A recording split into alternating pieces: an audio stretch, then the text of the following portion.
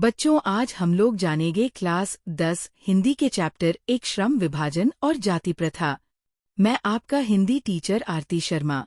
इस पाठ के लेखक डॉक्टर भीमराव अंबेडकर जी है।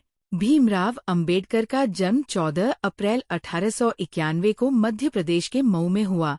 उन्होंने प्रारंभिक शिक्षा के बाद बड़ौदा नरेश के सहयोग से उच्च शिक्षा न्यूयॉर्क, अमेरिका और लंदन में पूरी की। कुछ समय वकालत करने के बाद वे राजनीति में सक्रिय हुए और अछूतों, स्त्रियों व मजदूरों के अधिकार व सम्मान के लिए संघर्ष किया। उनका निधन 6 दिसंबर 1956 को हुआ।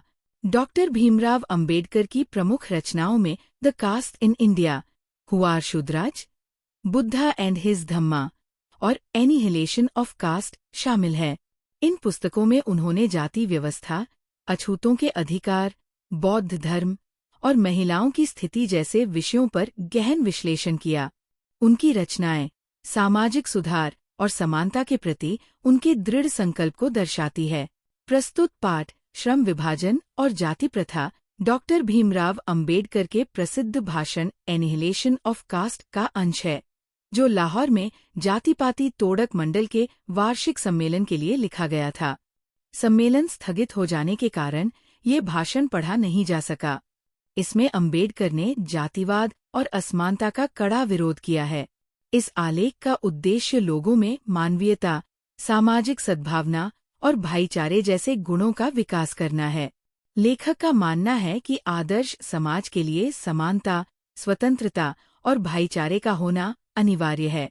श्रम विभाजन और जाति प्रथा में डॉक्टर भीमराव अंबेडकर ने भारतीय समाज में व्याप्त जातिवाद और उससे जुड़ी असमानता पर अपनी विचारधारा स्पष्ट की है। लेखक ने जाति प्रथा को सामाजिक असमानता और मानव अधिकारों के हनन का बड़ा कारण माना है। उन्होंने इस पाठ में श्रम विभाजन और जाति प्रथा के अंतर और इनके समाज पर प्रभावों पर विस्तार से चर्चा की है। लेखक ने जातिवाद के खिलाफ अपनी राय रखी है। वह कहते हैं कि आज भी कुछ लोग जातिवाद को सही मानते हैं और सोचते हैं कि श्रम विभाजन के लिए जाति प्रथा जरूरी है। उनका कहना है कि ये दोनों एक ही जैसे। लेखक यह भी कहते हैं कि अगर हम जाति प्रथा को श्रम विभाजन मान भी लें तो ये स्वाभाविक नहीं है, क्योंकि यह किसी व्यक्ति की रुचि या क्षमता पर आधारित नहीं है।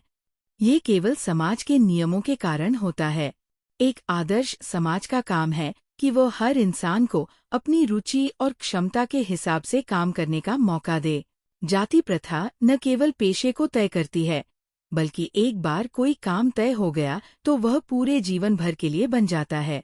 अगर समय के साथ किसी पेशे में बदलाव आता है तो जाति प्रथा के कारण लोग उस बदलाव को अपनाने के लिए तैयार नहीं होते और बेरोजगार हो जाते हैं। इसके अलावा जाति प्रथा से किया गया श्रम विभाजन किसी की मर्जी से नहीं होता।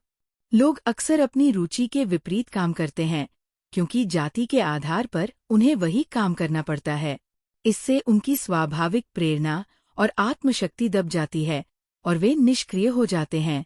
आखिरकार लेखक ये कहते हैं कि आदर्श समाज वही है जिसमें सभी को स्वतंत्रता, समानता और भाईचारे का अवसर मिले।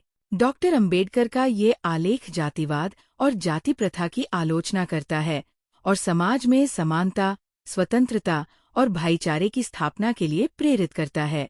उन्होंने स्पष्ट किया है कि जाति प्रथा केवल सामाजिक असमानता को बढ़ावा देती है और व्यक्ति की व्यक्तिगत स्वतंत्रता को छीन लेती है। लेखक का मानना है कि सक्षम समाज का कर्तव्य है कि वह व्यक्तियों को उनकी रुचि और योग्यता के अनुसार अपने जीवन का रास्ता चुनने का अवसर प्रदान करे।